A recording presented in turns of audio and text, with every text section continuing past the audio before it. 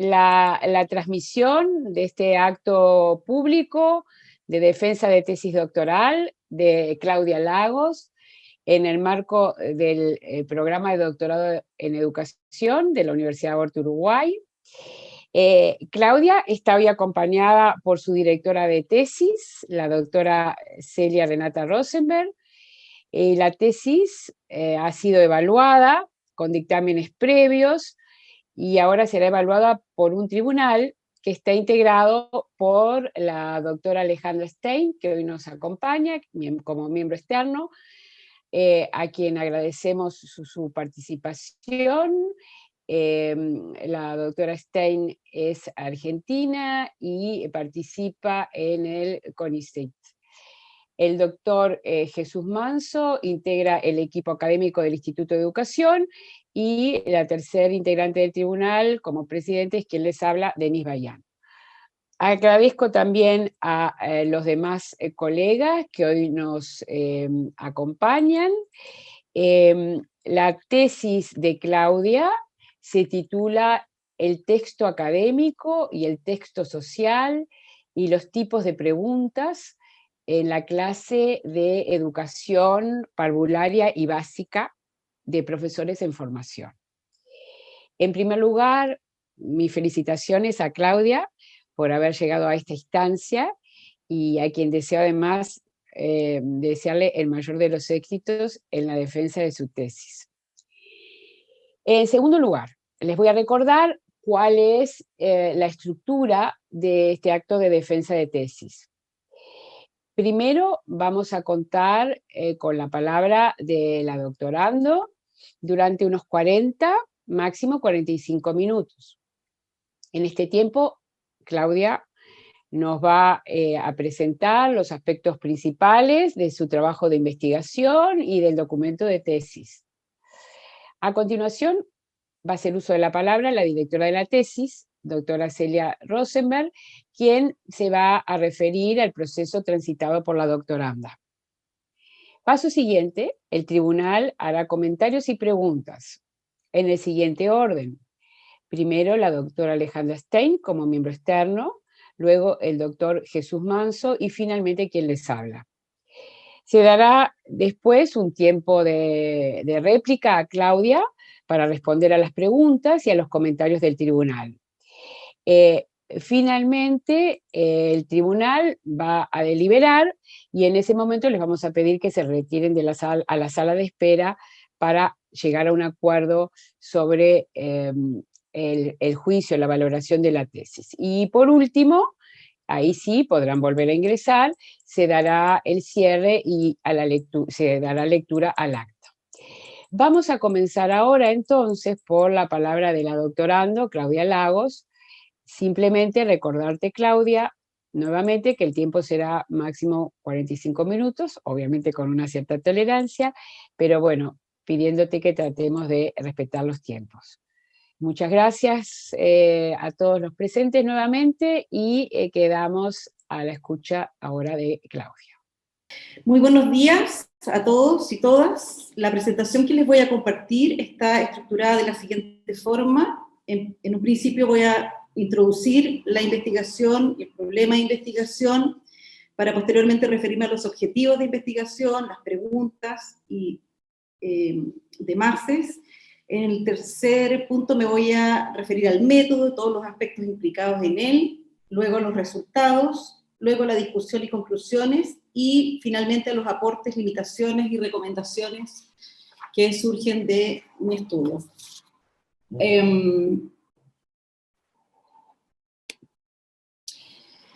El caso que se estudia, bueno, es un programa de formación de profesores, en este caso educación parvularia y educación básica. Educación parvularia es el nombre con que en Chile se denomina la educación infantil.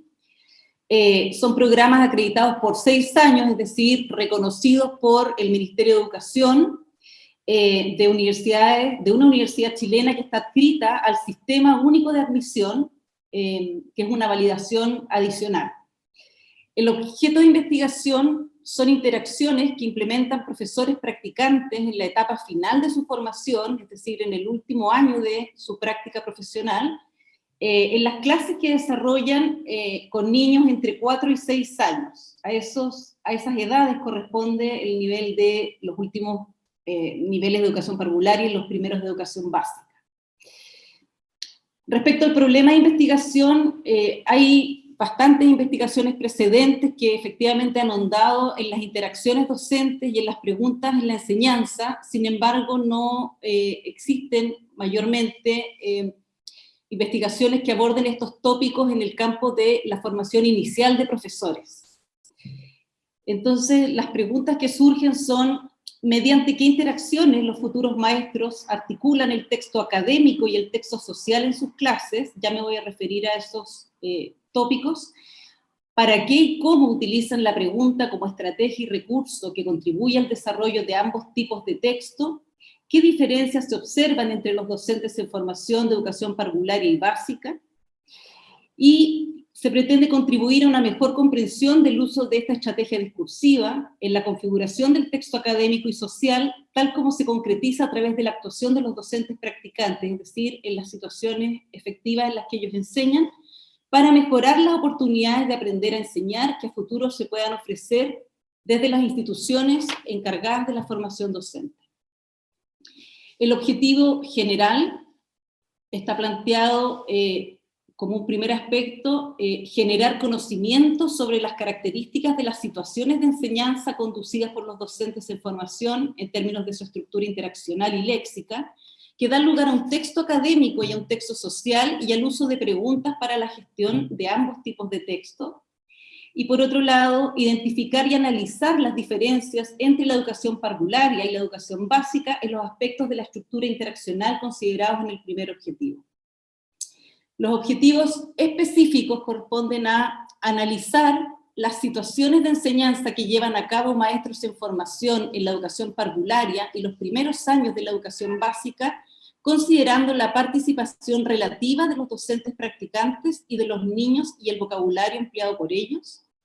Analizar las diferencias que se identifican entre la educación parvularia y los primeros años de la educación básica en turnos y participación y vocabulario. Examinar cómo se configuran este texto académico y social en las situaciones de enseñanza llevadas adelante por los docentes practicantes. Identificar las diferencias y similitudes entre la educación parvularia y los primeros años de la educación básica en la configuración del texto académico y social en las situaciones de enseñanza. Describir los tipos de preguntas que los maestros en formación emplean en la gestión de ambos textos, el social y el académico, en sus aulas. Identificar diferencias y similitudes entre la educación parvularia y los primeros años de la educación básica en el tipo de preguntas empleadas para la gestión de un texto académico y social. Y finalmente, identificar diferencias y similitudes en las preguntas empleadas para la gestión de un texto académico y social en las distintas actividades de clase. El marco teórico consta de investigaciones antecedentes, principalmente centradas en formación inicial docente, donde se relevan autores como Marilyn Cochran Smith, Linda Darling Hammond, Pam Grossman y Fred Cortagen, por ejemplo, señalando sobre todo que aquellos autores son los que principalmente relevan la importancia de la práctica como el centro de la formación inicial de profesores. Otro aspecto relevante es la transición entre niveles educativos. Hay un estudio precedente en el cual yo me basé y he considerado sustantivamente para este estudio, que es un estudio de Rosenberg y Porzone del año 2004, que de alguna manera analiza esta perspectiva de las continuidades y rupturas existentes entre estos dos niveles educativos, es decir, la educación parvularia y la educación básica. Y además hay dos estudios importantes, principalmente uno de la OECD, que plantea justamente la relevancia de prestar atención a las características particulares que debiera tener la enseñanza en este trayecto entre la educación parvularia y la educación básica, ¿sí? También se ha relevado dentro del marco teórico las interacciones en situaciones de enseñanza. Por supuesto, ahí hay autores paradigmáticos como Katzel, Meehan, Soderstrom y Wittebold, y Dickinson y Darrow y Tinubu en el contexto de qué ocurre en los intercambios que se desarrollan al interior del aula específicamente para aprender y enseñar. Y otra temática que subyace a esta son los turnos de habla y vocabulario, donde hay una consistente conceptualización al respecto en Rosenberg y Menti y muchos otros textos asociados a ese equipo de investigación que han desarrollado sólida evidencia respecto de la temática de los turnos de habla y vocabulario, y desde luego todo lo que desarrolla Dickinson, la Catherine Snow y sus equipos en el contexto de proyectos como Un Buen Comienzo, como acciones orientadas efectivamente al conocimiento de la literacidad y de la complejidad de las interacciones en el contexto de la educación infantil y los primeros años de educación básica. Y la temática del uso del texto académico y texto social en la enseñanza, que corresponden a dos constructos desarrollados por Judith Green y su equipo, un grupo que se conglomera en el Santa Barbara Group, que es un grupo que desarrolla investigación hasta el día de hoy respecto de los intercambios y el análisis más de el tipo de intercambios que ocurren en el aula y específicamente estos contextos. Y finalmente el uso de preguntas, que corresponde a una temática relevante para este estudio, que hay distintas maneras de aproximarse a ello.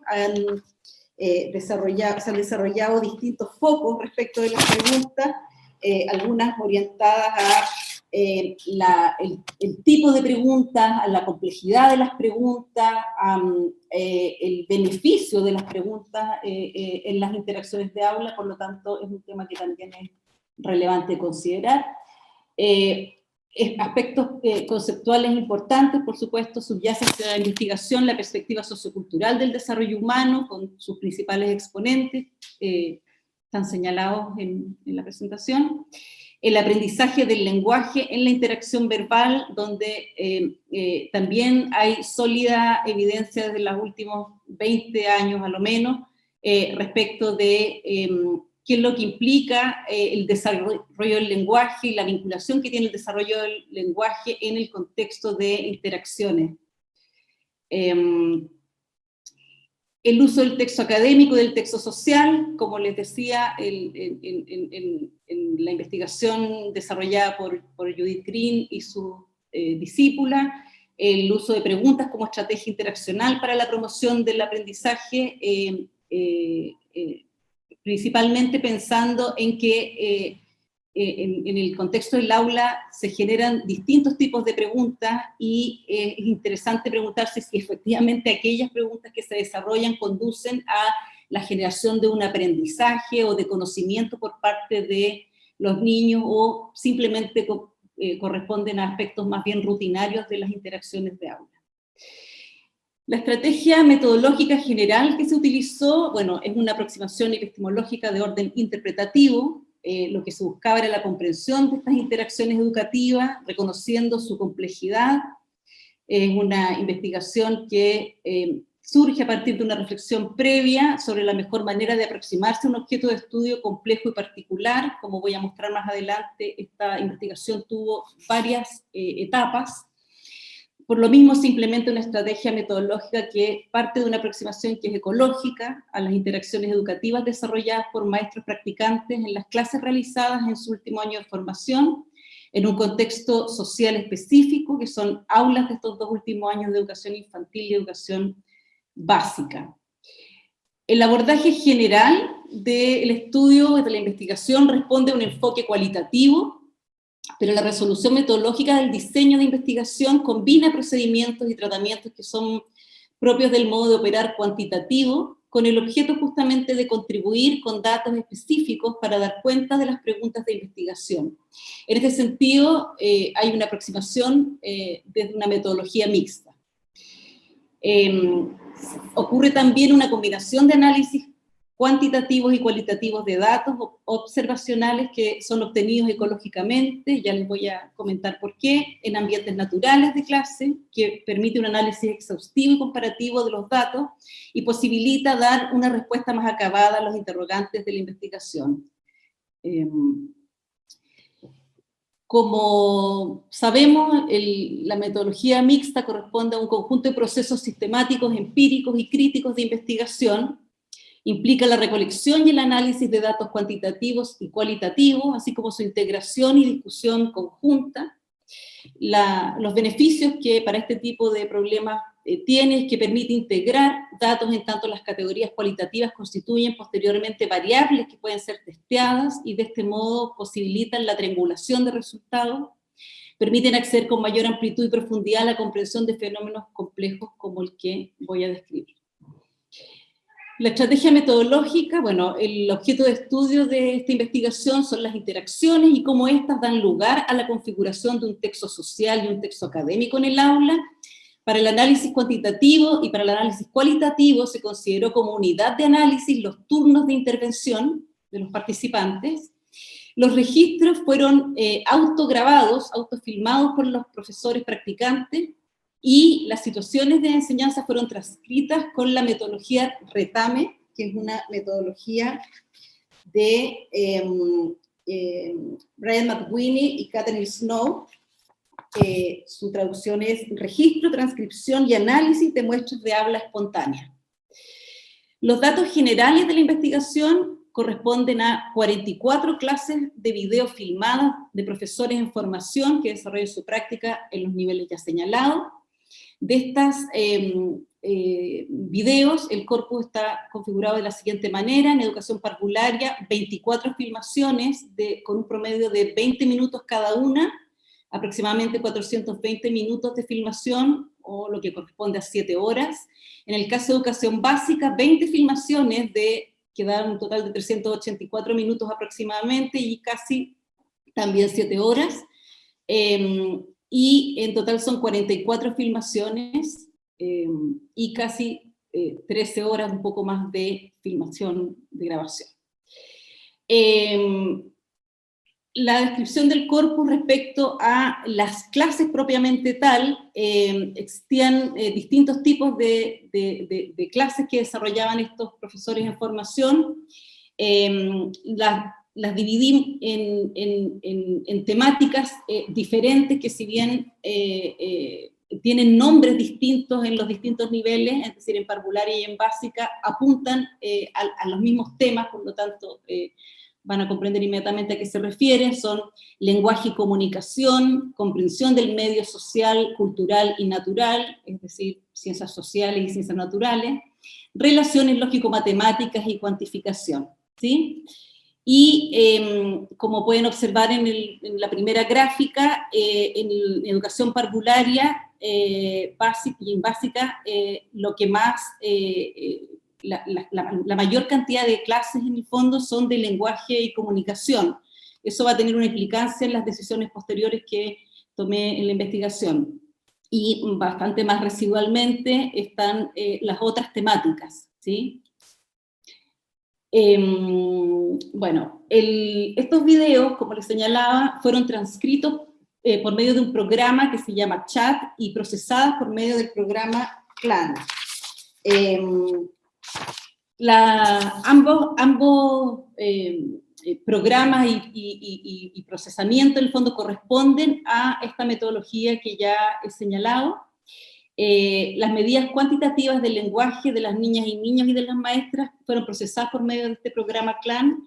Las variables que consideré son la cantidad total de palabras, la cantidad de palabras distintas, la diversidad léxica, y la cantidad de turnos y la cantidad de preguntas, que son procesamientos que permiten, en el fondo, esta metodología, este programa, ¿sí? Todas estas decisiones dieron pie entonces a dos estudios combinados: un primer estudio en el que se analizaron las características generales de las situaciones de enseñanza en términos de los turnos de participación y la cantidad y diversidad de vocabulario que empleaban los participantes, y la cantidad de preguntas formuladas por las profesoras. Para este análisis cualitativo también se empleó el programa CLAN. En un segundo estudio se trianguló la mirada sobre estos mismos datos, atendiendo a cómo las intervenciones del docente en formación en las situaciones de enseñanza configuraban un texto académico y un texto social, y también atendiendo al tipo de preguntas y al rol que cumplían estas preguntas en la gestión de cada uno de estos tipos de textos. En este análisis se recurrió primero a un procedimiento cualitativo que combinaba el uso heurístico de categorías elaboradas en investigaciones previas y la identificación y elaboración inductiva de categorías, siguiendo el método comparativo constante. Finalmente, el análisis cuantitativo permitió establecer la significatividad de las diferencias entre los tipos de preguntas entre educación parvularia y educación básica. Entonces, lo que hicimos fue que el análisis cuantitativo realizado en el primer estudio se combinó con un segundo estudio en el que se triangularon procedimientos de distinta índole cualitativa y cuantitativa. En el segundo estudio se utilizó inicialmente un procedimiento cualitativo recurriendo al uso heurístico de las categorías desarrolladas previamente. Se elaboró un sistema más complejo que daba cuenta de un modo más acabado de los datos obtenidos por medio de las filmaciones. Se identificaron 3 tipos de textos: los textos social y académicos, que eran los que estaban previstos teóricamente, y un texto mixto que conjuntamente cumple con las características de los textos sociales y académicos. Luego, en un movimiento de triangulación, lo que se hizo fue considerar que las preguntas identificadas en el primer estudio cuantitativo por medio del programa se retomaron y por medio de un comando específico de CLAN se extrajeron en el marco del contexto de enunciados previos, 3 turnos antes y 3 turnos posteriores de habla. Para el análisis en contexto de las preguntas, se recurrió a la clasificación de Green para distinguir los tipos de texto, pero también a la distinción según la complejidad de las preguntas, según el grado de restricción y el nivel de conocimiento previo del maestro sobre las respuestas. Es decir, acá se incorporó conceptualmente el análisis de las preguntas. El método comparativo constante, o conocido como la Grounded Theory, permitió en el contexto del intercambio analizar inductivamente el rol de las preguntas en la construcción de los textos académicos y social, y estas categorías fueron las que se consideraron a la base del análisis cuantitativo, que permitió establecer finalmente las diferencias y similitudes entre educación parvularia o inicial y la educación básica en cuanto a la configuración de distintos tipos de textos y el tipo de preguntas. Y para analizar esta configuración de los textos sociales y académicos y el uso de preguntas a través de distintas actividades en el nivel inicial. De alguna manera se recuperaron estas preguntas identificadas y cuantificadas en el primer estudio realizado en un segundo estudio, y eso es lo que les voy a mostrar a continuación. Importante señalar que la codificación que se realizó para el primer estudio, que ya les había anticipado, se utilizó este programa CLAN, que de alguna manera permite identificar los enunciados de la manera en que están señalados acá en la presentación, los turnos de la educadora, es decir, las veces en que los profesores intervienen verbalmente en las interacciones, los types que corresponden al número de palabras distintas utilizadas, los tokens, que son la contabilización del número total de palabras utilizadas por la maestra o por el interlocutor en la interacción comunicativa, y la diversidad léxica. Estos elementos se analizaron, como les decía, tanto en las educadoras como en el grupo de niños. Por lo tanto, era posible establecer entonces la relación entre la proporcionalidad de las intervenciones de la maestra y los niños, ¿sí? El segundo estudio, una vez que ya analizamos, identificamos y pudimos caracterizar las frecuencias y las características de la participación, en el segundo estudio se analizó el tipo de texto, como les decía, reelaborado desde la perspectiva de Witt y Green y sus colaboradoras, porque ellas relevan el texto académico y el texto social, y en el análisis que se realizó fue posible identificar que se configuraba otro tipo de texto, que es el académico-social, que a lo menos en estos dos niveles educativos está muy instalado. y a partir también de la conceptualización respecto de las preguntas, lo que a mí me interesaba buscar, definimos categorías para el segundo estudio de los tipos de preguntas, y en el fondo, como se describe acá, las preguntas de alguna manera se analizaron de la siguiente forma. Hay tipos de preguntas que pueden clasificarse según el tipo de texto, es decir, pueden ser preguntas académicas o preguntas sociales, pero también pueden clasificarse según el propósito de la pregunta, es decir, pueden ser preguntas de tipo informativo, pueden ser preguntas de tipo directivo, de focalización y de corroboración. Esto es bien interesante de mirar en ejemplos genuinos, espero que tengamos el tiempo de hacerlo. Las preguntas informativas, a su vez, dan cuenta de la proximidad del maestro con la respuesta, es decir, si el maestro conoce la respuesta, y si es un conocedor primario, es decir, hay una respuesta de alguna manera literal que él espera, o si es un conocedor secundario, es decir, conoce el ámbito en el que puede desplegarse esa respuesta, pero no sabe con precisión cuál puede ser. Y también el tipo de respuesta, si es una respuesta abierta, o una respuesta cerrada. Vamos a ver si podemos mirar las preguntas. Respecto del procesamiento y análisis de los datos, bueno, las bases de datos se organizaron a partir de que estas situaciones de enseñanza fueron codificadas en una base de datos de acuerdo a estas variables generales que ya señalé, relativas a la situación y a las variables cuantitativas, cuyo procesamiento se obtuvo por medio del programa CLAN.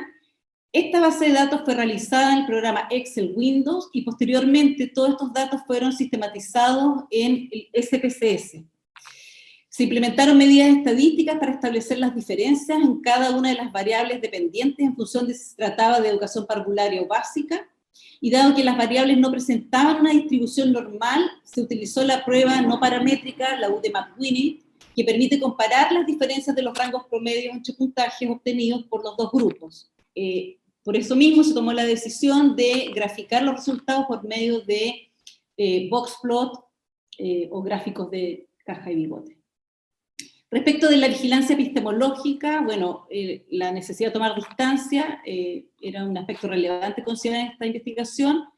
Había una cercanía con la institución, me correspondió por muchos años ser directora de uno de los programas que estaba estudiando, que es específicamente el de educación parvularia, pero se abordó de la perspectiva de que esto constituyera una forma condicionante para coadyuvar a los fines y propósitos de la implementación de los cursos de práctica profesional, generar espacios y posibilidades de desarrollo y de potenciación de estos dispositivos de formación del cual se obtuvieron las filmaciones. Directamente no tenía participación, digamos, en estos cursos, sino que en el diseño general del programa de formación, para dejarlo muy claro. El procedimiento sistemático de elaboración de categorías de análisis permitió además la objetivación del fenómeno en estudio requerido y el correspondiente distanciamiento. Y en el caso de la auditoría, la condición de vigilancia constante, que en este caso fue atendida tanto por mí como investigadora, como por el trabajo realizado por Celia en la asesoría de la tesis, que requería en particular en la elaboración de las categorías y en la codificación. Cabe señalar que hay un porcentaje de un 20% de la codificación de los tipos de texto y preguntas, que fue doble codificado junto a Celia, para resguardar justamente este aspecto, poder calibrar además las resoluciones. Finalmente, cabe señalar que las categorías construidas para el análisis de las preguntas fue empleada posteriormente como dispositivo didáctico para la formación inicial y continua de profesionales del campo de la educación infantil y educación básica para el análisis interaccional, es decir, se han ido probando estas categorías para ver si funcionan, si son recepcionadas, si hacen sentido, y eso ha sido positivo. Respecto a los resultados, quiero mirar un poco cómo estoy de tiempo. Respecto a los resultados, voy a compartirles algunas de las gráficas que surgen de este estudio. Referido a la participación de las niñas y niños en las situaciones de enseñanza, hay un primer gráfico que aborda efectivamente la frecuencia de la participación medido por turnos de habla. Como se puede observar en ese gráfico, las actividades la cantidad de turnos empleados por los niños de educación parvularia es proporcionalmente mayor a las de educación básica. La cantidad y tipos distintos de palabras se puede observar que es mínimamente superior en el caso de educación parvularia. Se evidencia en ambos casos una distribución homogénea en las actividades, hay una escasa variabilidad y no hay una diferencia estadísticamente significativa.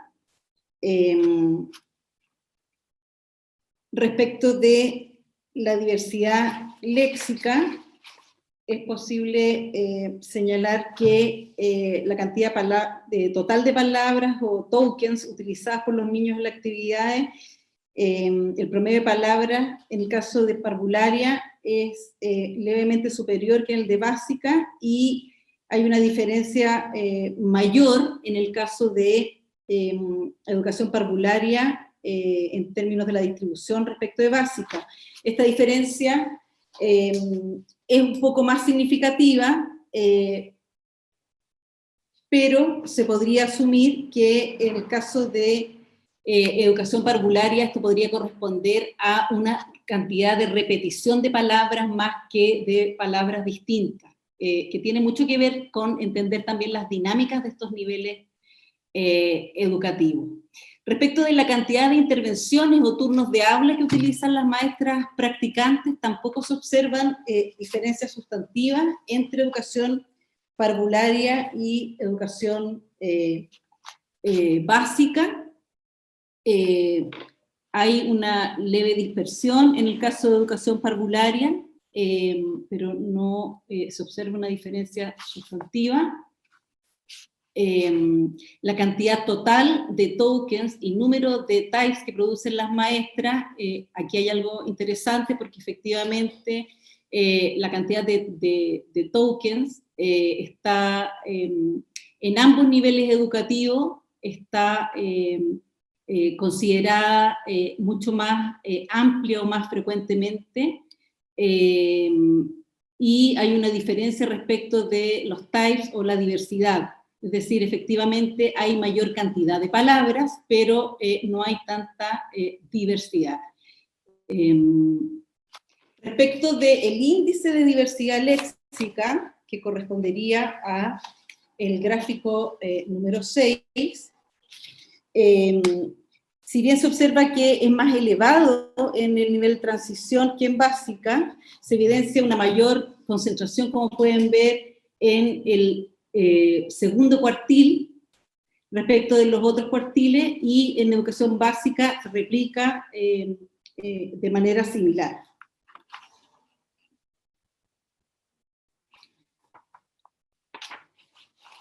Respecto del uso de preguntas en los turnos de intervención, se observa que hay una diferencia acá que es estadísticamente significativa. Se pudo observar, el valor es mayor, hay más preguntas, podría decirse, en las maestras de básica. En ambos niveles educativos se observa que hay una distribución que es bastante homogénea en las intervenciones interrogativas en las situaciones de enseñanza. Es decir, no hay una diferencia muy sustantiva, aun cuando en básica se percibe que hay más preguntas. Respecto de la distribución y los tipos de texto empleados por las maestras, acá es evidente que hay un predominio de texto académico en ambos niveles educativos. En educación parvularia se observa que hay mayor uso de este texto respecto de educación básica, perdón. Es decir, las educadoras de párvulo utilizan mayormente el texto académico, es decir, texto orientado en sus intervenciones orientado al contenido.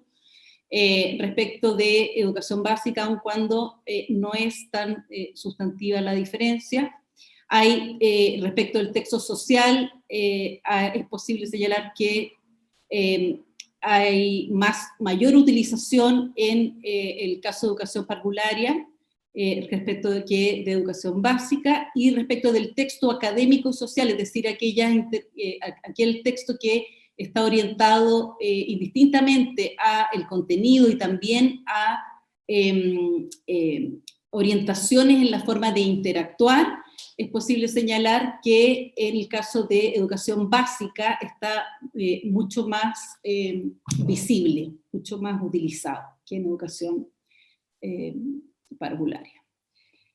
Respecto de los tipos de preguntas, que esto es sobre lo que vamos a ahondar en el análisis principalmente, pero es posible señalar que la pregunta social directiva, que está en azul, es la más empleada por las maestras de educación básica que en educación parvularia,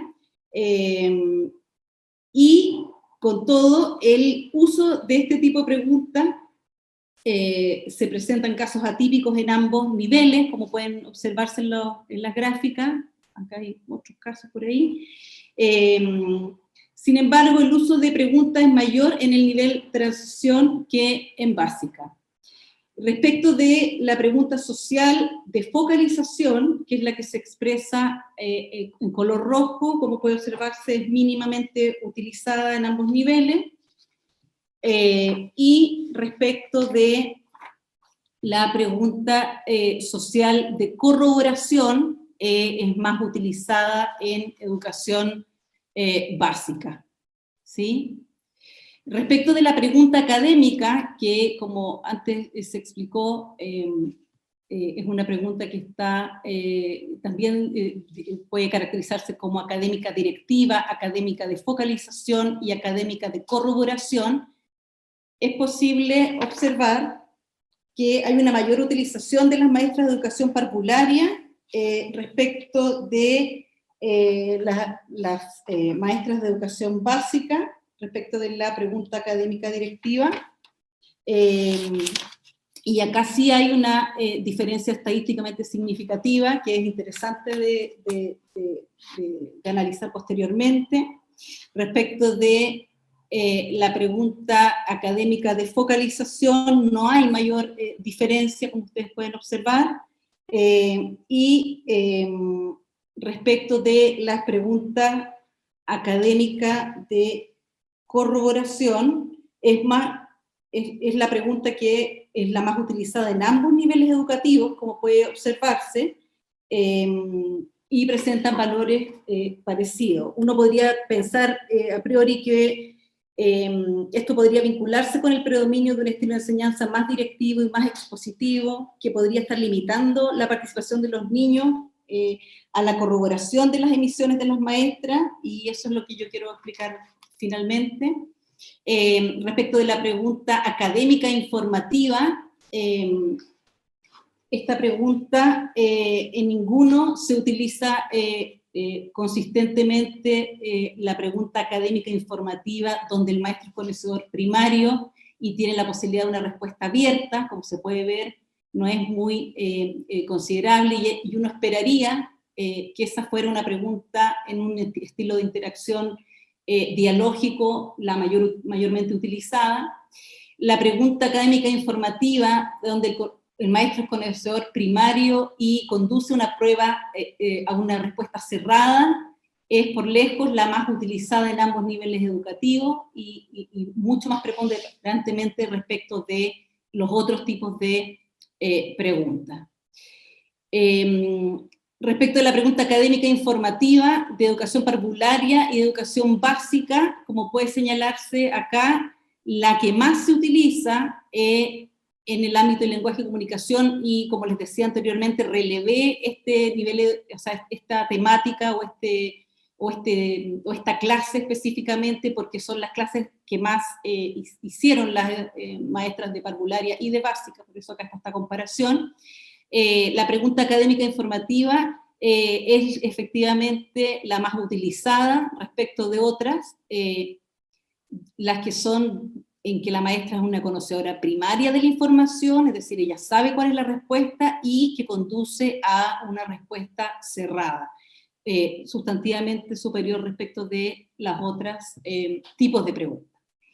Y respecto de la pregunta académica informativa solamente para educación parvularia, que son los últimos 3 gráficos que les voy a mostrar, es decir, cómo esto hice un zoom respecto de educación parvularia, es evidente que la pregunta académica informativa, en que el maestro es conocedor primario de la información y con la respuesta a la que se induce es cerrada, es mucho más predominante que el resto de los otros tipos de preguntas que podrían abrir la posibilidad de otros intercambios. Finalmente, todos los tipos de preguntas académicas en los distintos tipos de actividad de educación parvularia, como les decía anteriormente, este análisis lo abrí respecto a educación parvularia porque efectivamente ahí habían distintos tipos de clases. En educación básica, la mayoría de las clases, casi todas, eran solamente de lenguaje. Eso también dice algo respecto de las decisiones que se toman respecto de la enseñanza, es decir, hay fuertemente clases de lenguaje y en educación parvularia había una mayor amplitud, por eso es que lo estoy consignando acá. Están todos los tipos de preguntas, todos los tipos de preguntas académicas, los distintos tipos de actividad en educación parvularia, como se puede relevar, el resto no tiene mucha importancia, y es que efectivamente predominan estas preguntas cerradas. Y respecto de las preguntas de tipo social, que son preguntas en las que uno podría pensar, se generan espacios para que los niños aprendan a interactuar o aprendan a participar de los intercambios en las interacciones, son más bien preguntas que tienen un foco en lo social directivo, es decir, mucho más orientado a interacciones como silencio, siéntate, levanta la mano, etc. Como discusión y consideraciones finales, es posible señalar respecto al primer estudio que los niños de educación parvularia producen una mayor cantidad de turnos de intervención y de cantidad total de palabras, que es un poco lo que les mostraban los gráficos, que los niños de educación básica, lo que puede explicarse principalmente a partir de la estructura que tiene las clases de educación parvularia, que es una clase que suele ser más flexible, menos estructurada respecto de la educación básica.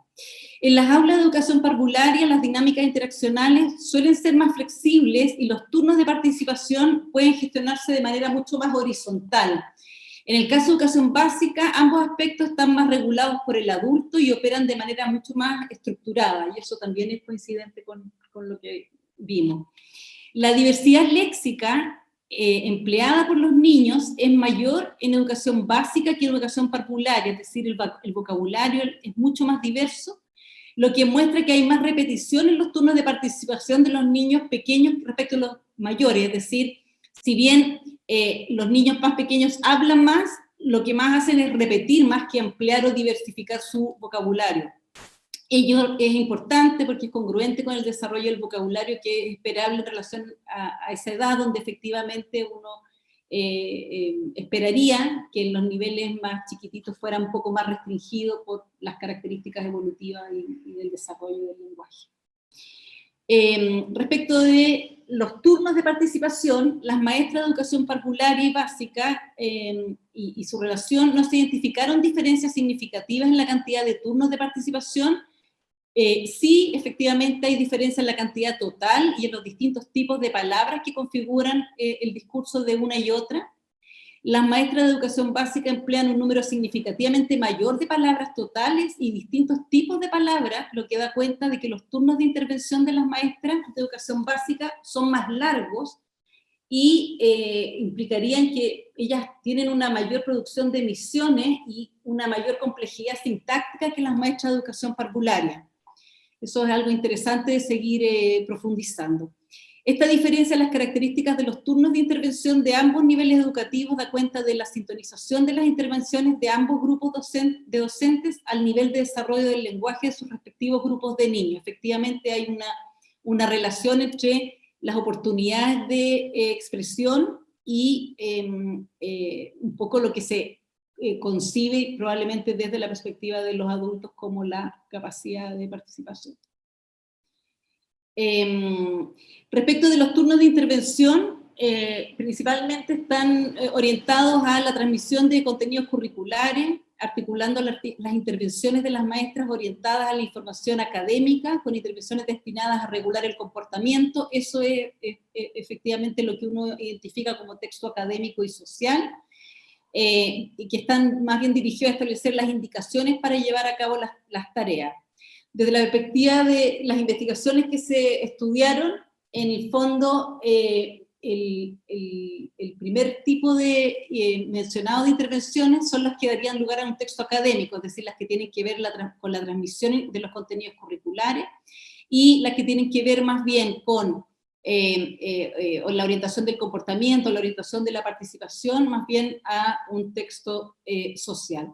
Respecto del texto académico social o mixto, se observa que la configuración resulta más frecuente en el caso de las situaciones de la enseñanza básica.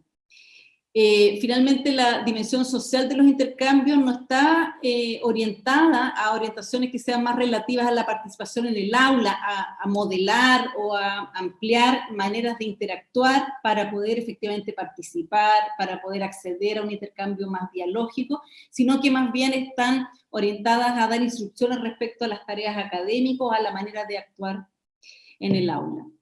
Respecto del segundo estudio, se observa que los intercambios no apuntan directamente a la actividad académica propiamente tal, y se orientan principalmente a mantener el orden, la atención o directamente el silencio de los niños y niñas.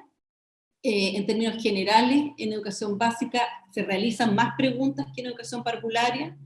La pregunta académica informativa, en la que la maestra es conocedora primaria de la información y contiene la posible respuesta de los párvulos, y en su formulación admite que ésta sea abierta, es decir, que abre la posibilidad de que el niño genere, es considerablemente más usada en educación parvularia, y sin perjuicio de ello, las preguntas más utilizadas por las maestras de ambos niveles son aquellas preguntas académicas informativas en que la maestra es conocedora primaria de la información, porque contiene y conoce la respuesta, y su formulación conduce a respuesta cerrada. Eso es bastante similar. Hay otros tipos de preguntas que se propusieron, están presentes en los intercambios, pero su presencia es bastante residual. Todas las otras que se identificaron y que ya les señalé, si bien hay ciertas diferencias, pero en ambos ciclos educativos hay un estilo de interacción que es mucho más orientado a lo directivo, hay escaso espacio para participación e intercambios dialógicos, y con esto es posible reafirmar la perspectiva que planteaba Rosenberg y Borzón en el año 2004 sobre ruptura y discontinuidad entre estos niveles educativos, es decir, hay ciertas similitudes que se ponen de manifiesto, pero también hay una discontinuidad cultural entre los dos contextos interaccionales que son diferentes y que tienen propósitos educativos distintos.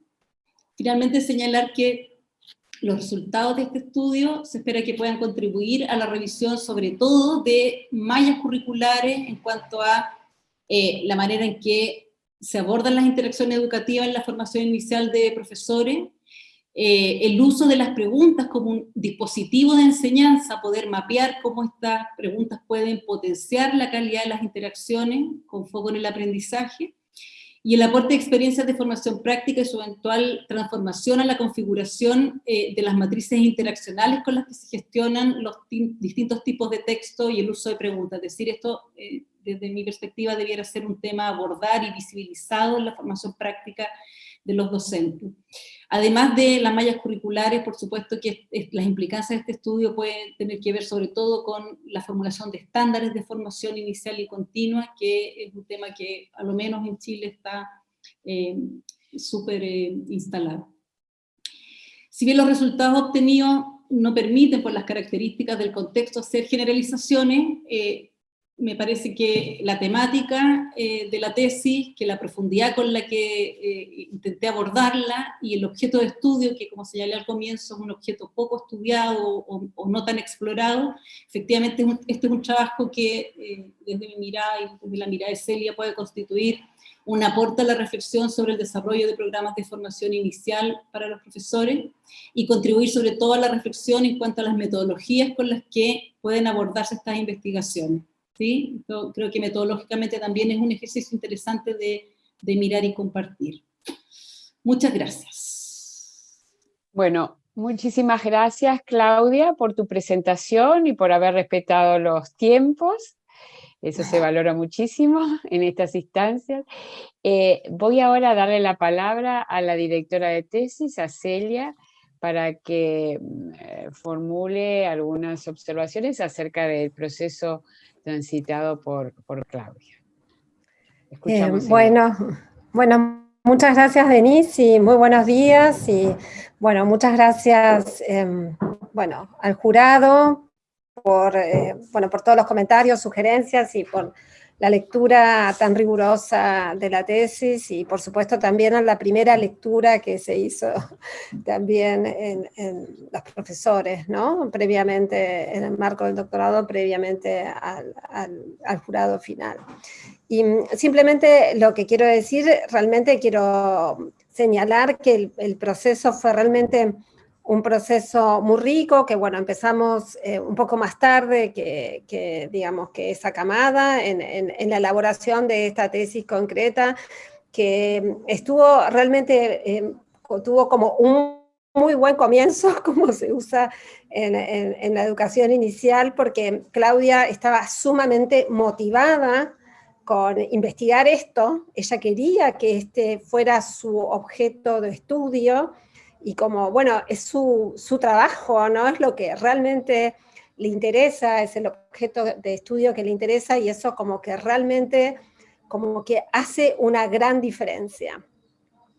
Y después, en realidad, en el proceso conmigo fue también, creo que un proceso muy rico para el desarrollo de la tesis y a futuro, porque Claudia básicamente se embebió, por decirlo de algún modo, de todas las herramientas metodológicas que usamos nosotras para el análisis de las situaciones de aula. Viajó varias veces a Buenos Aires, aparte de, por supuesto, de usar todos los medios virtuales, Skype, Zoom, etcétera, para aprender el uso del programa CLAN, que es el Computerized Language Analysis, la metodología RETAME que ella planteó, que es el programa chat, el formato de transcripción que se requiere para este tipo de procesamientos. Interactuó con mi grupo. Bueno, fue como un intercambio muy fluido durante este tiempo, que dio lugar no sé, entonces a una base que ella tenía, la base de videos, que era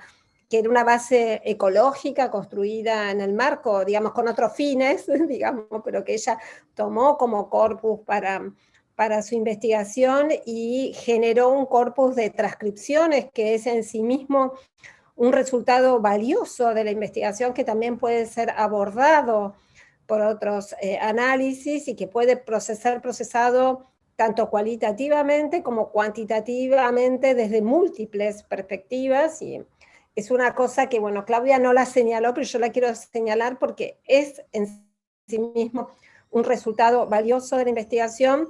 Y bueno, y pudo formular a partir de una lectura de investigaciones antecedentes, construir un marco teórico que no solamente incluye las teorías de base que no analizaron ese objeto de estudio, como los trabajos, bueno, obviamente de Vygotsky, bueno, otros trabajos, bueno, de todos los psicólogos socioculturales, etcétera, pero que dan un marco conceptual muy importante, que fundamentan, junto con los conceptos claves de las investigaciones antecedentes que ella tomó para el análisis, y a partir de eso pudo generar preguntas de investigación ajustadas para analizar las interacciones, y que fueran realmente un aporte, que más allá de que las interacciones son un objeto de estudio muy abordado en los últimos 20 años, como dijo Claudia, y también abordados actualmente, estas preguntas específicas de investigación y con estos conceptos son en sí mismas,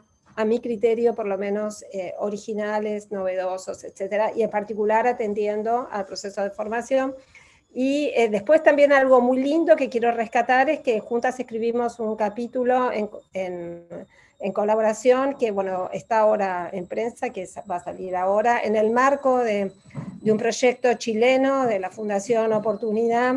Hicimos el capítulo de interacciones, que es para la formación inicial de docentes, y que bueno, que no es la investigación, porque tampoco es un libro de investigación, sino que es un libro precisamente para la formación docente, pero que obviamente que aúna las implicancias de esta tesis, los conceptos de esta tesis, más, bueno, otros trabajos, etcétera, y que eso también fue un proceso muy rico de intercambio con Claudia, es decir, como que esta tesis empieza, yo creo como que empieza a dar sus frutos ahora, ¿no? Como, digamos, tiene unos resultados y unos resultados que se extienden, entonces, nada, fue realmente un proceso muy lindo y de mucha sintonía de intereses compartidos entre ambas, quiero rescatar eso, nada más. Pasamos entonces al momento ahora en que el tribunal hace sus preguntas y comentarios. Vamos a hacerlo como he adelantado seguidamente para que luego Claudia pueda responder de forma global. Por eso te pido, Claudia, que tomes nota de comentarios y eventuales respuestas que quieras dar para luego en 10-15 minutos te vamos a ceder la palabra al final. Vamos a pasar en primer lugar a los comentarios de la doctora Alejandra Klein como miembro externo, a quien le agradecemos nuevamente por su participación. Bueno, muchas gracias. Claudia, felicitaciones, primero, por todo el trabajo hecho, por supuesto, bueno, a Celia, su directora también. A mí me gustó mucho, ¿no?, leer el trabajo, así que agradezco también que me hayan convocado para ser parte de este jurado. Comentarios, bueno, simplemente compartir cara a cara, aunque a la distancia, algunas cuestiones que yo volqué también en el dictamen, ¿no? A mí realmente me parece que es un trabajo muy, muy valioso en términos, por un lado, sustantivos, ¿no?, de los resultados, como contribución a un campo de conocimiento, ¿no?, en la investigación educativa, y también por las implicancias pedagógicas que tienen, ¿no?, estos resultados.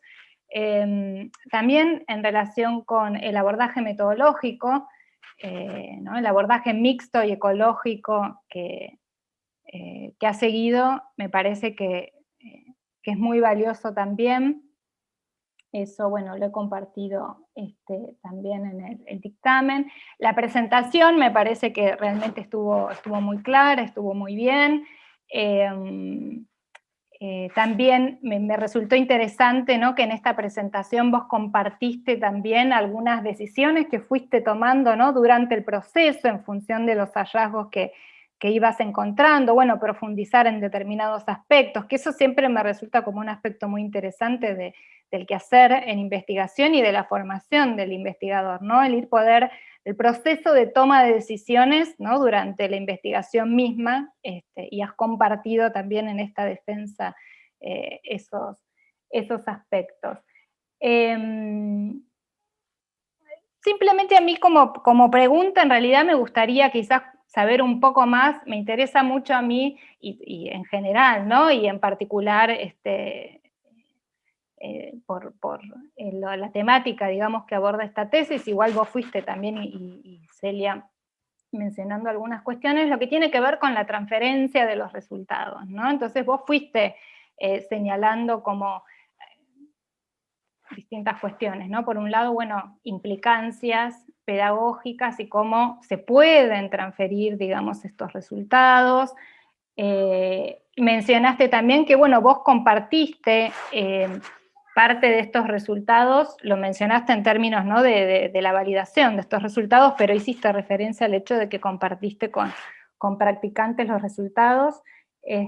Bueno, Celia compartió recién este material que han elaborado también, que está destinado, ¿no?, a la formación docente, pero me interesa saber un poco más cómo fue ese proceso, ¿no?, de compartir los resultados con las practicantes, y a futuro también, ¿no? Si si hay algo, digamos, pensado al respecto, no sé si seguís con tu rol, ¿no?, en el marco de tu trabajo en el programa de formación en este momento, pero bueno, me interesa quizás que puedas ampliar un poco más cómo pensás el trabajo ¿no? con de estos resultados con los practicantes, que me parece que es un aspecto muy importante, que los propios practicantes puedan también apropiarse de estos conocimientos y que todo esto pueda transferirse, ¿no? a la formación docente y, bueno, en consecuencia también a las prácticas educativas. Muy bien. Muchísimas gracias, Alejandra, por tus comentarios. Vamos a pasar ahora a los comentarios del doctor Jesús Manso. Muy bien. Buenas tardes aquí desde Madrid. Buenos días allí. Pues nada, comienzo dando la enhorabuena a Claudia y por extensión, por supuesto, también a la profesora Rosenberg por el trabajo que habéis presentado. También me ha encantado la lectura. Me ha resultado un tema muy interesante, tanto en el objeto de estudio como en el enfoque metodológico. Creo que son dos cuestiones fundamentales en una investigación, el objeto y el enfoque metodológico, y ambos creo que eran muy pertinentes, muy atractivos y con cierto dinamismo y novedad, ¿no? En los enfoques que quizá estamos pues más acostumbrados a ver. No sé si se me escucha bien, Denise. ¿Sí? Vale. Porque me aparece aquí como la pantalla de que está débil el canal. No, se te escucha bien. Cualquier problema yo te aviso. Fenomenal, muy bien, gracias.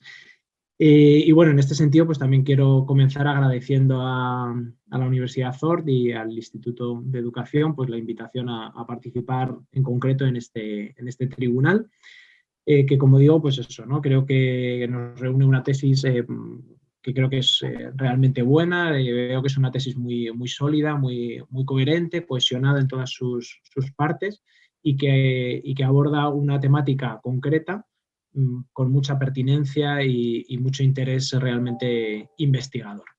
Voy a hacer algunas apreciaciones centrándome más, también para que esto sea un cierre de proceso formativo, pues pensando en algunas cuestiones que puedan ayudar a mejorar, pero también tómense siempre como reflexiones y cuestiones que se pueden debatir. Voy a empezar por algunas cuestiones menores, que creo que también son importantes. Bueno, las erratas habituales de los textos académicos, que en este caso no son muchas, pero bueno, que también se observan en el trabajo, ¿no? Pues puntos antes de citas y después de citas, alguna cuestión en de algunas tablas puntuales, pero en general yo he visto que es un trabajo cuidado en cuanto a estas cuestiones, a pesar de que existen puntualmente, que suelen existir y que por mucho que se revisen parece como que de repente surgen solas, ¿no? Es muy difícil dejar todos los textos pulcros, pero bueno, creo que también es importante indicarlo. En la redacción hay algunas veces de comas y puntos que dificultaba un poco la lectura, no muy habitualmente, pero algunas veces, tengo aquí apuntadas algunos párrafos un poco complicados con puntos y comas, un poco difíciles de llevar en la redacción. Y también algunas ideas que quizá, al menos bajo mi punto de vista, se repetían en exceso, ¿no? En la introducción, en la discusión, había como una tendencia un poco circular en la redacción que quizá es verdad que aclara, pero también hay en ocasiones que impedía un poco como la lectura un poco más ágil, ¿no? del texto. También son maneras de redactar que quizá pues responden a gustos, ¿eh? Por lo tanto, no es simplemente mi opinión en este caso como lector del trabajo, que también creo que es importante pues compartirlas, ¿no? Pero sí, algunas ideas también, ¿no? Pues, por ejemplo, se explica como varias veces el texto académico y el social, pues en la introducción, en la metodología, en la discusión se vuelve a explicar qué es, ¿no? Entonces, a veces, eso, ¿no? Como que evitaba avanzar con cierta fluidez. También quizá pues, poder haber homogeneizado un poco más algunos términos de profesorado en formación, practicante, o sea, hay algunos términos que quizá conviene homogeneizar. Entiendo que quizás si se homogeneiza mucho se repite y entonces tampoco la redacción hubiera sido buena. Y después lo del lenguaje de género, que creo que es una cuestión interesante de haber cuidado en todo el texto, haberlo incorporado del todo, ¿no? Porque de repente pues, se dicen autores y no se dicen autores y autoras. Entonces, me ha parecido interesante haber hecho una apuesta, que entiendo que es una apuesta personal por el lenguaje inclusivo de género, pero no se cumple en todo el... Más allá de estas cuestiones que indico son completamente menores, secundarias y no invalidan para nada lo esencial de un trabajo de investigación tan potente como este. A mí me ha encantado pues, las dos grandes variables que estaban en este trabajo, que era por un lado el foco en la educación parvularia y básica y por otro lado los docentes practicantes.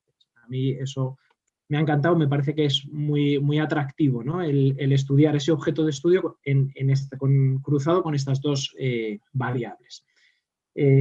Porque creo que además efectivamente la articulación educativa o la transición, como se llaman en distintos marcos, creo que es una cuestión fundamental estudiarla y en este trabajo se hace muy bien. Quizá una pregunta vinculada con esto, porque yo lo he echado un poco de menos en la discusión, es precisamente que nos dijeras algo más con respecto a cómo poder hacer mejor esa transición. O sea, yo creo que al final ha habido un enfoque de contrastar y comparar, pero no de ayudar en la transición. Entonces, a mí sí que me gustaría si pudieras decirnos algo más sobre, bueno, cómo podemos hacer, si esto es una transición o si esto es exige una articulación educativa, ¿hacia qué sentido tiene que ir esa articulación o esa transición? ¿Tiene que ir más hacia lo que ahora mismo está en parvularia? ¿Tiene que ir más hacia lo que ahora está en primaria? Ninguna de esas dos. O sea, el trabajo al final a mí me parece muy interesante, pero como se ha hecho un contraste de comparación, parece como que hay dos modelos, pero no queda como muy claro cómo tiene que hacerse esa transición, ¿no? Y a mí me gustaría si pudieras aclarar un poco más sobre eso. Después, bueno, sobre el marco teórico, a mí me ha parecido suficiente. Es verdad, quizá por interés de uno, o sea, a mí pues leer un poco más sobre la formación inicial, quizá porque no tengo todo el contexto chileno, etcétera. Bueno, yo hubiera ampliado un poquito más. Creo que las citas están bien, pero también he echado de menos, siendo un tema tan... O sea, que creo que hay mucha literatura sobre esto también reciente, entonces haber incorporado textos más de los últimos años. O sea, yo creo que hay mucha literatura hasta el 2015, 2016, pero a partir de ahí ya hay bastante menos, entonces creo que eso también podía haber estado bien. La organización de los dos capítulos de marco teórico, yo no he terminado de verlo mucho del todo.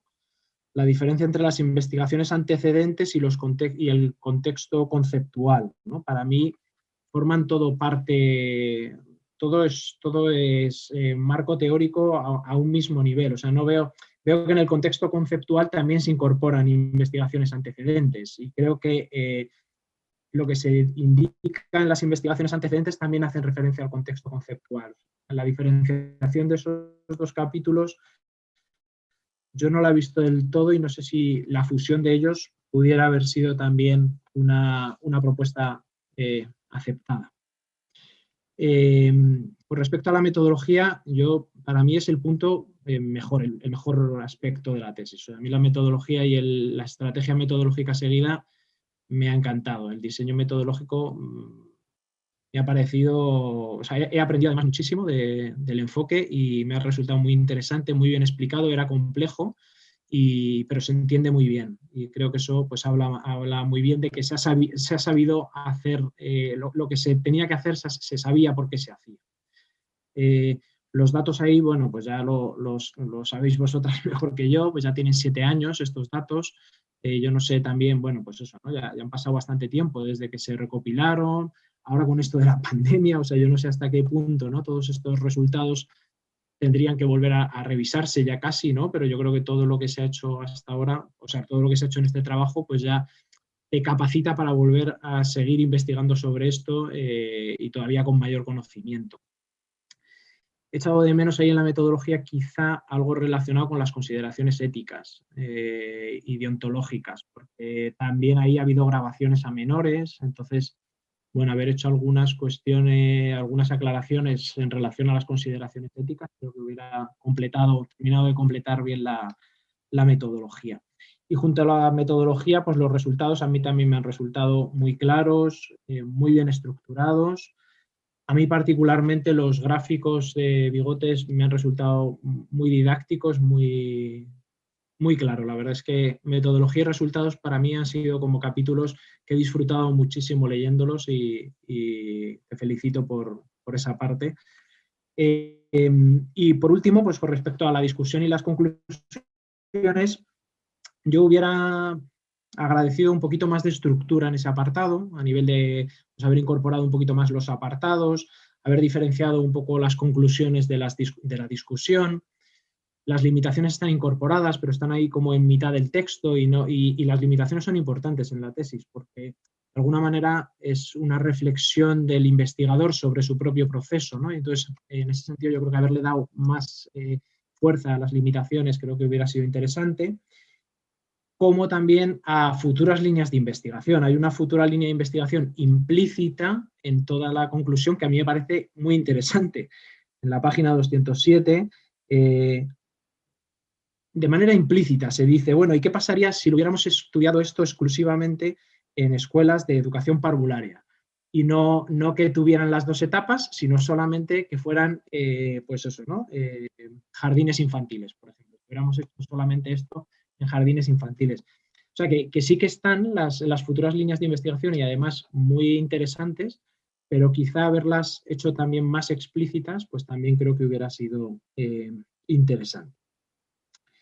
Y bueno, te he hecho la pregunta sobre el tema de hacia dónde ir esa transición, ¿vale? Cómo mejorar esa transición. Y sería la única pregunta así explícita, ¿no? que te haría, aunque estoy abierto a cualquier otro comentario que quieras hacer con respecto al resto de cuestiones que... Muchísimas Nada gracias, más, muchas Jesús. gracias y de verdad enhorabuena por el trabajo. Muchísimas gracias, Jesús. Paso a mis comentarios. Bueno, en primer lugar, reitero las felicitaciones a Claudia por el trabajo detrás de esta investigación, también a su directora de tesis, a Celia, por el seguimiento, por el respaldo que le ha dado a Claudia.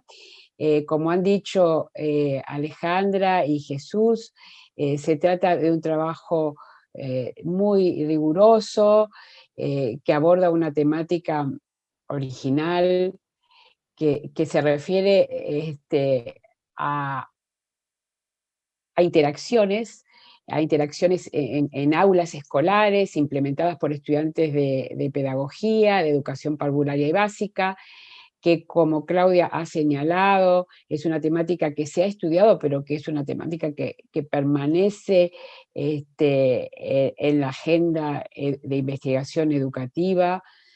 Hay una contextualización del objeto de estudio muy sistemática. Bueno, y al igual que te han manifestado mis colegas precedentemente, a mí me ha gustado mucho la tesis, obviamente, como te ha dicho Jesús, entre corrección y después de muchas versiones, ¿verdad? Siempre se cuelan erratas. Siempre hay párrafos que hubiéramos querido reformular después de la última lectura. Yo cito siempre a Borges cuando le preguntaron ¿por qué publicamos? Y Borges dijo, bueno, para dejar de corregir. Y este es un poco lo que nos sucede con las tesis, ¿no? Que volvemos a leer y siempre vamos a encontrar o bien erratas o bien procesos que hubiéramos descrito de otra manera, con otra profundidad. Así que bueno, eso nos pasa a todos. Yo creo que ahora el esfuerzo también tiene que estar en la diseminación de los resultados, que bueno, el proceso que has comenzado con tu directora de tesis y me congratulo por eso, y bueno, y es ahí que hay que apuntar.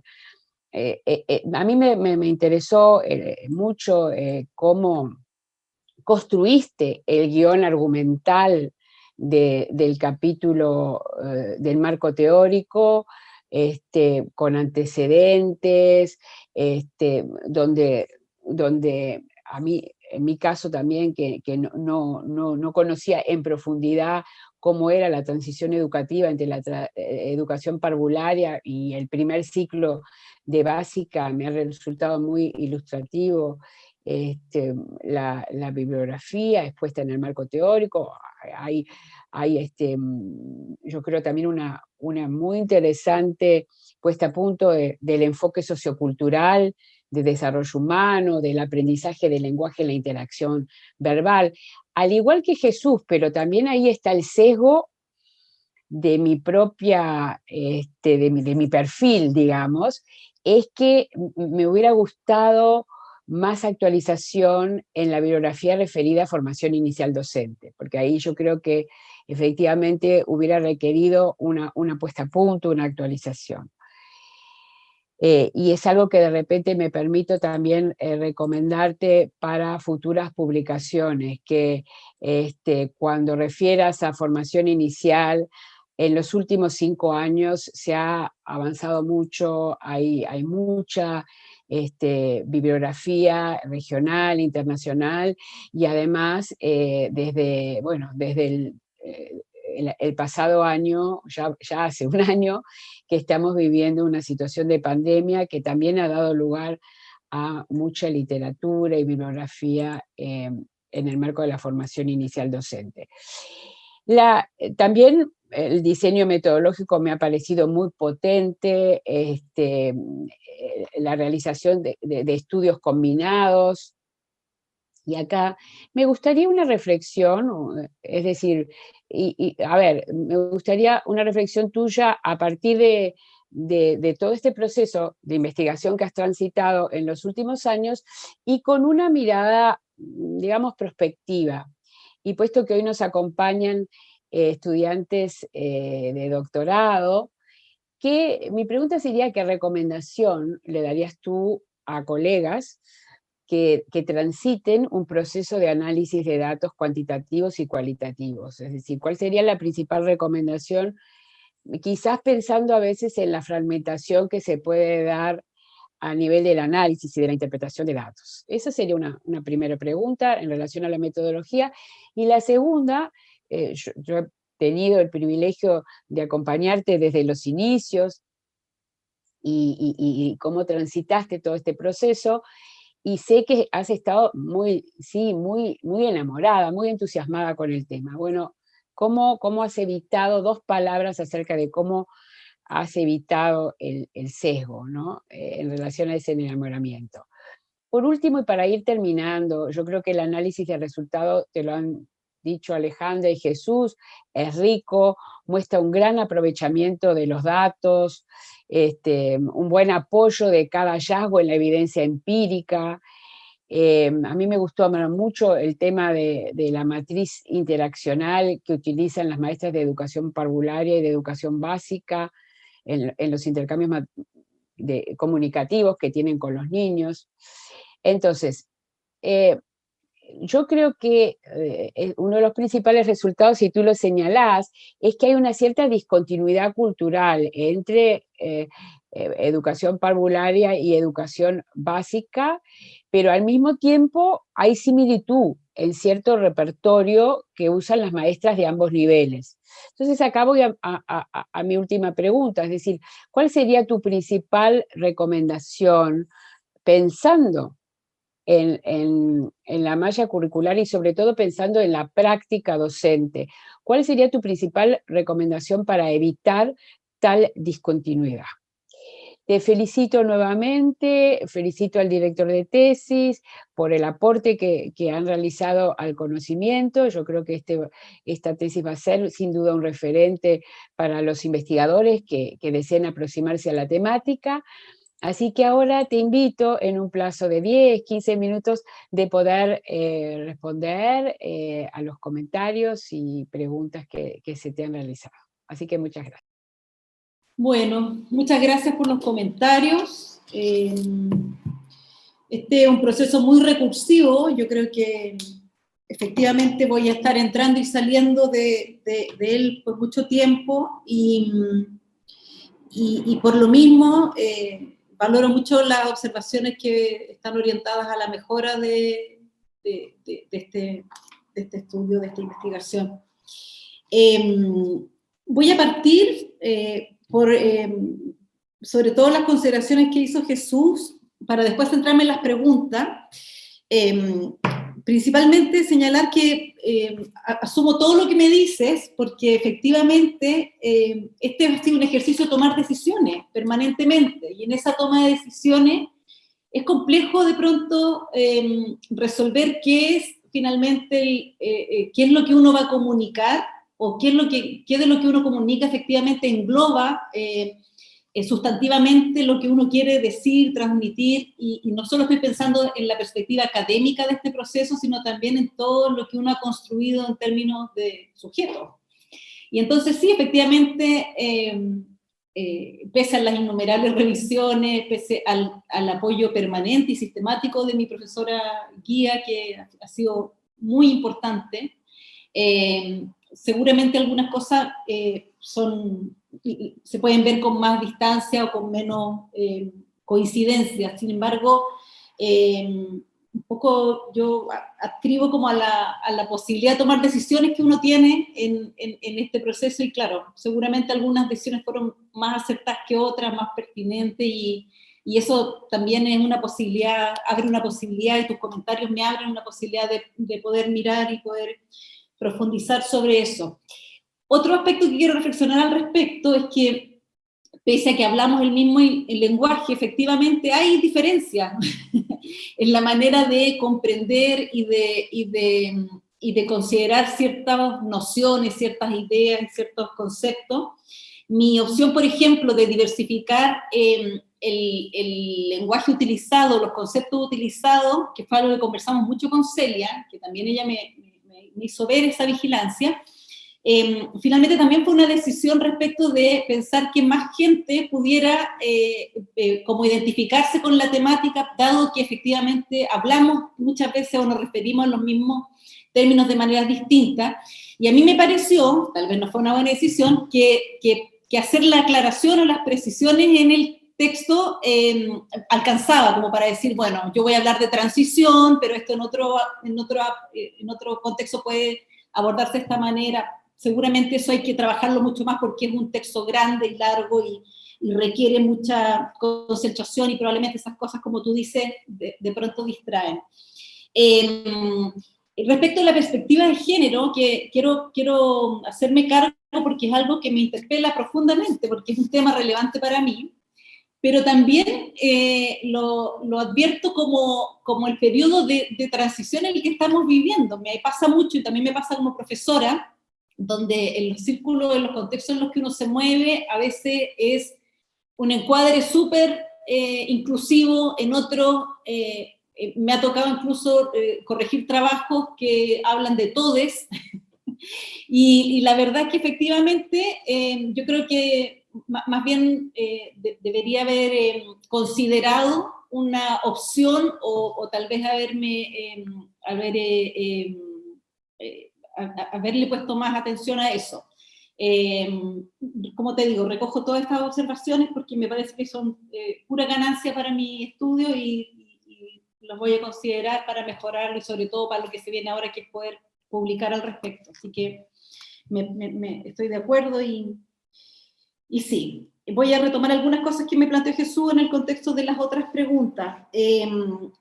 Respecto a lo que señala Alejandra, bueno, la transferencia es algo muy importante para mí. Yo tengo una deformación que ahora que la analizo la he ido expresando durante toda mi trayectoria académica, y es que cada vez que yo he terminado un programa de estudios, desde un postítulo, luego la maestría y el doctorado, Para mí, en mi estructura, el producto lógico de eso es un curso, o varios cursos.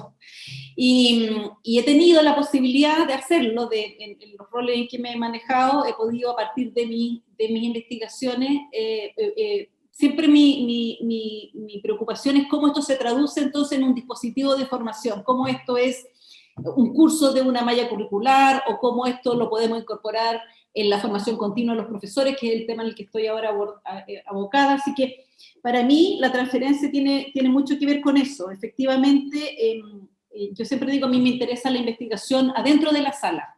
Valoro y relevo y utilizo mucho aquella que habla más bien de los sistemas comparados, de los estudios más amplios, pero a mí lo que me interesa es el intercambio que ocurre dentro de la sala, lo que ocurre y lo que no ocurre. Yo creo que en ese sentido este estudio da harta cuenta de cosas que no pasan y que desde los hallazgos uno podría intencionar. Entonces, efectivamente creo que hay un desafío importante. En la realidad de mi país al menos, hoy día estamos en un periodo de profundas transformaciones que se traducen en revisiones permanentes de instrumentos curriculares.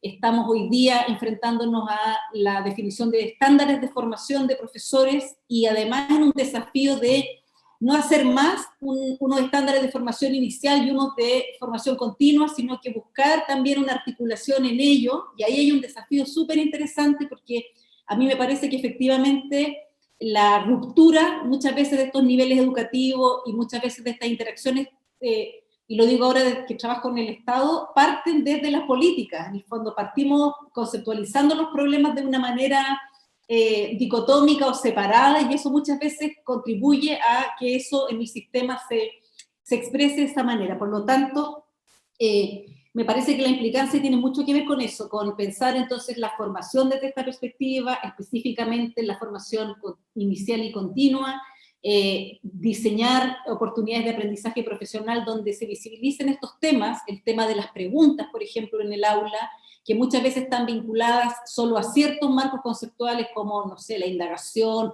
o las ciencias, pero la interacción propiamente tal, yo creo que es algo que no ha sido suficientemente mapeado ni suficientemente visibilizado en las interacciones.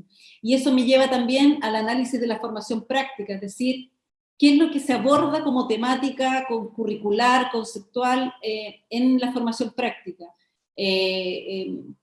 ¿Para qué son esos espacios donde uno forma a los estudiantes? ¿Son solo catárticos? ¿Son solo de la vivencia, de la experiencia? Yo creo que con este estudio estoy un poco relevando que también uno puede, además de otras cosas que se hacen, uno puede focalizarse, por ejemplo, en relevar que la temática de las interacciones es una temática que está bien invisibilizada en la formación práctica. Se habla de muchas otras cosas, pero no se habla de, entonces, cuando ya estoy en interacción con los niños, ¿qué hago? ¿O qué acciones o qué movidas que yo implemente pueden contribuir a que este niño aprenda mejor esa disciplina, aprenda mejor ese contenido, se relacione de mejor manera, aprenda a formular mejores preguntas? Yo creo que ahí hay un mundo.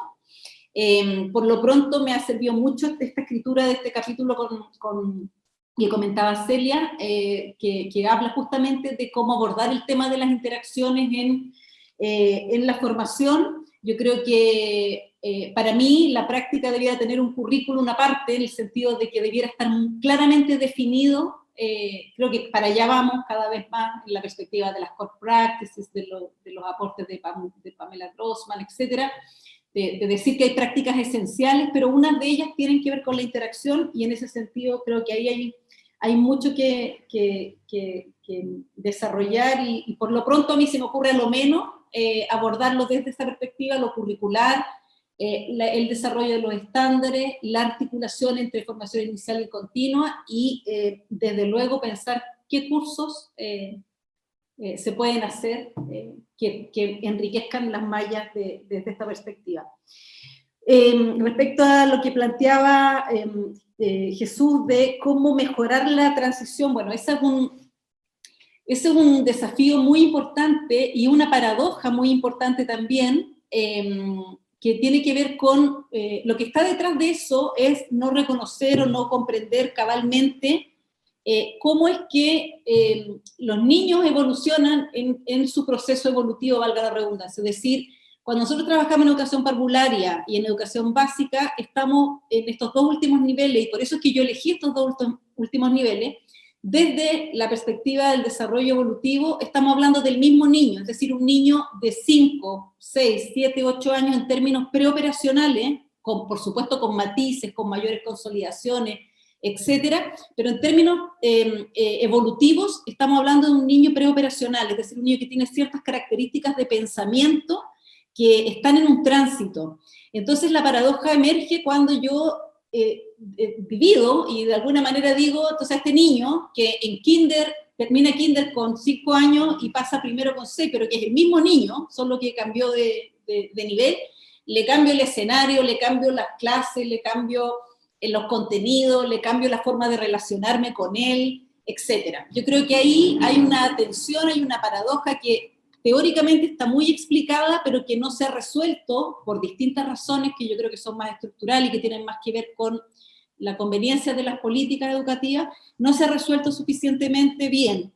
Creo también que hay un desconocimiento muy grande respecto de, no sé cómo se llama en sus países, en mi país la pedagogía básica se llama pedagogía en educación general básica. Yo creo que mientras más sabemos de neurociencias, de psicología, de formación, más tendríamos que renunciar a esa perspectiva de lo generalista, porque efectivamente lo que yo estoy hablando acá es de procesos súper específicos, que son particulares, que tienen que ver con trayectos específicos para los cuales los profesores debiéramos ser expertos. Por lo tanto, a mí me parece que el principal desafío en esta transición, primero, es reconocer esta trayectoria, y en segunda instancia, y reconocerla desde la perspectiva, justamente no desde el quiebre, desde la discontinuidad, sino que efectivamente desde cuáles son aquellas cosas que los niños mantienen y que por lo tanto demandan desde una didáctica, desde lo pedagógico, en el fondo una aproximación particular.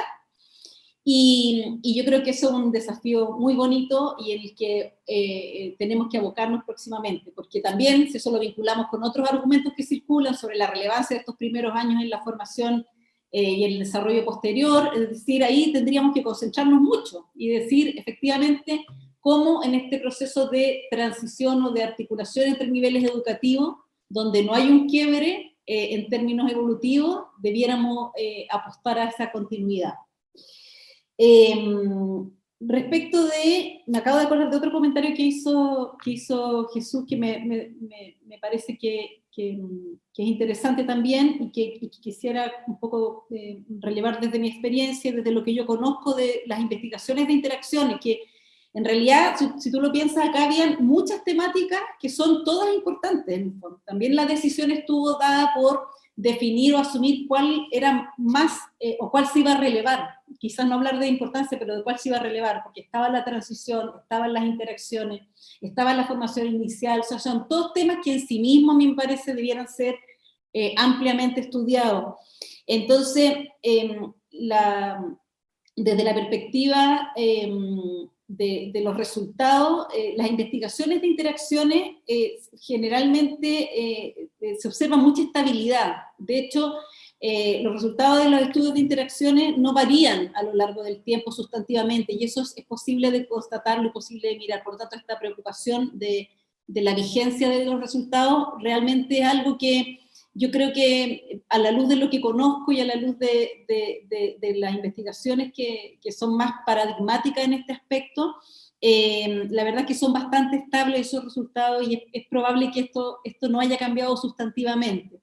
De hecho, como decía Celia, que yo no lo había comentado, las transcripciones, que son muchas, tengo mucho material para transcribir, es un material que entre los investigadores que estudian interacciones suelen compartirlas, porque realmente tú puedes volver sobre esos datos muchas veces, es decir, a mí misma se me ocurren millones de otras cosas en las que me hubiera encantado profundizar con estos procesamientos o con otros, pero lo que quiero decir es que incluso hay sistemas, hay bases de datos, este mismo programa que yo refería de McWinning y Snow, hacen eso, digamos, comparten estos corpus permanentemente para ver qué otra cosa se le puede sacar y cómo se pueden estrujar, ¿verdad? Y finalmente, respecto de lo que plantea Denise, a mí me parece que este proceso, sobre todo, yo ya sentía que con el doctorado y con las clases y con la posibilidad de interactuar y de compartir con mis compañeros, que además me tocó una generación muy heterogénea y que nos ha tocado vivir cosas importantes, hay compañeros que ya no están más, y bueno, fue un proceso importante, yo creo para todos, que hasta todos nos cambió. Pero yo ya sentía que había aprendido mucho académicamente y vivencialmente en el doctorado, pero el proceso de elaboración de la tesis y de las decisiones que uno va tomando y de la libertad y de la posibilidad de construir ese conocimiento con alguien experto, como es el caso que me tocó a mí, que es el caso de haber trabajado con Celia, fue súper relevante, como ser consciente de esa posibilidad y aprovecharla en el sentido de que finalmente llegar a estos resultados, llegar a esta metodología, es algo que no está en ningún libro, está simplemente en la conversación permanente, en volver sobre los supuestos más conceptuales, en compartir experiencia, en equivocarse bastante. Acá me implicó a mí aprender muchas cosas, como decía Celi y decía Alejandro también, el introducirse en este mundo de este tipo de transcripciones que son muy particulares, que requieren mucho tiempo, el tema de cómo codificarlas, de cómo procesarlas, aprender estos programas. O sea, para mí eso fue como otro doctorado adicional, es decir, me implicó estar en una disposición de aprendizaje permanente. Me siento súper amateur y muy aprendiz en este proceso. Además, pude beneficiarme de un equipo consolidado que es muy generoso también. Y en ese sentido, las decisiones de por qué un estudio tiene ciertas características y por qué el otro, fueron decisiones que se fueron construyendo a lo largo del proceso, no estaban para nada ni siquiera pensadas preliminarmente. Y entonces avanzamos y volvimos sobre eso, y yo creo que eso es lo bonito también de la investigación, lo recursiva que puede ser, y porque es ahí donde uno construye el conocimiento. Entonces mi orientación, mi humilde orientación tiene que ver con eso, con entender esto como un proceso complejo, como un proceso que no es lineal, que es recursivo, y que desde esa perspectiva todo es aprendizaje, incluso demorarse todo lo que yo me demoré, es un aprendizaje que no es en vano, principalmente. No sé si me queda algo. Sí, el sesgo. Bueno, han pasado muchas cosas en este tiempo. Yo efectivamente partí muy implicada en este ámbito.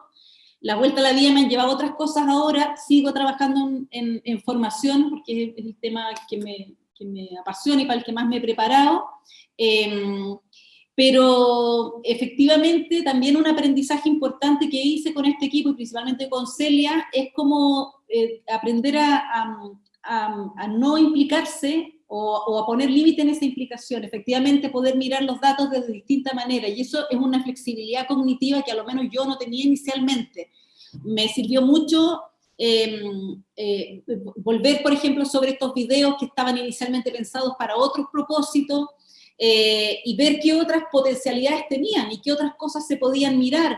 Y en ese sentido, yo creo que la flexibilidad, el sesgo está muy vinculado a la flexibilidad, creo yo, en estos procesos. O sea, en el fondo, el poder abrirme como a otras comprensiones, el poder ser consciente que también uno no puede negar la relación, no tiene ni un sentido hacerlo, pero ser capaz de visibilizarla y ponderarla, yo creo que ese fue un trabajo permanente en el que me ayudó no solo Celia, también Denise mucho, y por otro lado validar que hay un conocimiento que es situado, que es contextualizado y que es particular, en el que uno está implicado, pero que también objetivarlo puede servir para compartirlo, para socializarlo y para complejizarlo con otros. Yo creo que en ese sentido no me preocupa el sesgo, porque creo que lo manejamos con mucho criterio, y además creo también, que es parte también de mi aprendizaje, que